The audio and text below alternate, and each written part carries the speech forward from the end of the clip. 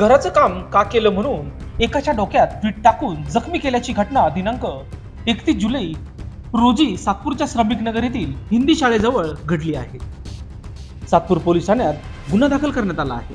पोलिसांनी दिलेल्या माहितीनुसार पोपट गजाराम आहेर वय वर्ष 51 राहणार गजानन अपार्टमेंट श्रमिक नगर हिंदी शाळेजवळ सातपूर नाशिक यांच्या घराचे काम चालू असताना शेजारी राहणारे गजानन भांबरे व जिजाबाई भांबरे यांनी विचारणा केली की तुम्ही कुणाला विचारून घर बांधत आहे, तुम्हाला मला पैसे द्यावे लागेल तरच तुम्ही घराचं काम करू शकता असे म्हटल्यावर पोपट आहेर यांनी समजवण्याचा प्रयत्न केला असता त्याचा राग येऊन गजानन भांबरे व जिजाबाई भांबरे यांनी शिवीगाळ दमदाटी करीत पोपट आहेर यांच्या डोक्यात वीट मारली। त्यात ते जखमी झाले।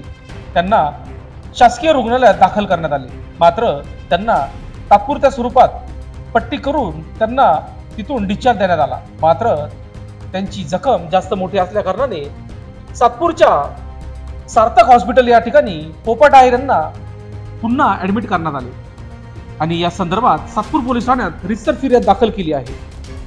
त्यांच्या फिर्यादीवरून गजानन भांबरे व जिजाबाई भांबरे यांच्या विरोधात सातपूर पोलीस ठाणे येथे गुन्हा दाखल करण्यात आला आहे। मात्र 2 दिवस उलटून देखील अद्याप आरोपीला अटक झालेली नाही। त्यामुळे 2 दिवसात त्यांना अटक झाली नाही तर मी स्वतः आत्मदहन करेल व होणाऱ्या परिणामास आपण जबाबदार राहाल असे यावेळी त्यांनी लोकशास्त्र न्यूजशी बोलताना सांगितले आहे। माझे नाव पोपट गजाराम आहेर। कुठे राहिला तुम्ही?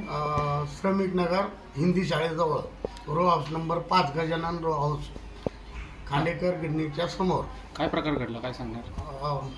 माझ्या घराचे बांधकाम चालू असताना रो हाऊस आहेत आमचे।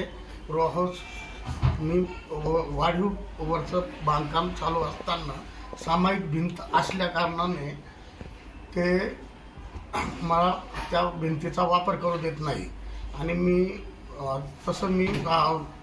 त्यांचे जे बिल्डर आहे त्यांच्याशी बोलणं झालेलं आहे आणि आपले स्वतः अण्णा त्यांना सुद्धा त्यांची सुद्धा भेट घेतलेली आहे दिनकर अण्णांची। त्यांनी सांगितलं का काही प्रॉब्लेम नाही बांधा म्हणून, परंतु हा माझ्याकडं वारंवार पैशाची मागणी करीत। कोण काय नाव त्यांचं? त्याचे नाव जिजाबाई भांबरे, परंतु ते ड्युटीवर गेलेले होते। त्याचा मुलगा त्याचं नाव गजानन आणि त्याची आई घरी होती, तर ते सारखे मला पैशांची दमदाटी व कुणी ना कुणी मुलं घरी येऊन ते डिस्टर्ब करायचे, बांधकाम बंद कर अशा पद्धतीने मला वारंवार त्रास देत गेले। तर प्लीज मी विनंती करतो की मला या गोष्टीतून मला न्याय मिळावा आणि मला हे काम करत असताना त्याने मला दगड मारला। तो माझ्या इथं डोक्याला 2 टाके पडले। मी सिव्हिलला आपलं सातपूर पोलीस स्टेशनला गेलो। सातपूर पोलीस स्टेशनला गेल्यानंतर मला दादांनी मला सिव्हिलला पहिले उपचार करायला लावला। उपचार केल्यानंतर त्यांनी मला टाकेसुद्धा टाकले, परंतु त्यांनी ॲडमिट करून घेतले नाही। त्यांनी माझ्या अगोदर जाऊन तिथं काय दबाव आणला, त्यांची मुलगी जावई त्यांचे ओळखी कारणाने काय सांगितलं त्यांना मला काही ती गोष्ट माहिती नाही, परंतु मी माझे फक्त दवाखाना करत गेलो आणि मला ॲडमिट केलं नाही त्यांनी। आणि तर त्यांनी पेपर दिला आणि त्यांनी सांगितलं हे पेपर सातपूर पोलीस स्टेशनला जमा करा। जमाही केले, परंतु ते जमा करून मला बोलकर व्हॅलीला पाठवलं। बोलकर व्हॅलीलाही आपले जाधव दादांनी तिकडे पाठवलं।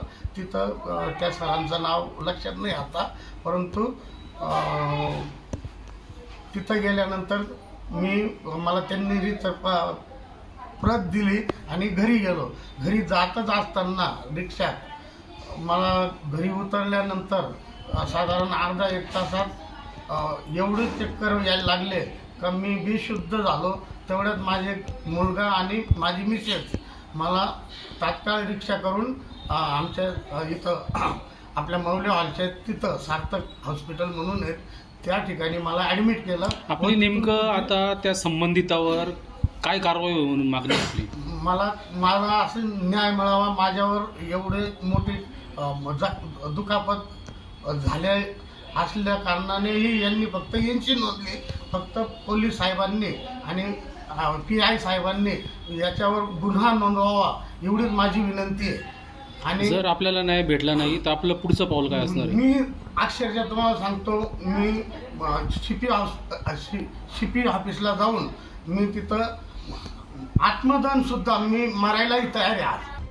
लोकशास्त्र न्यूजसाठी बंटी आढाव, सातपूर.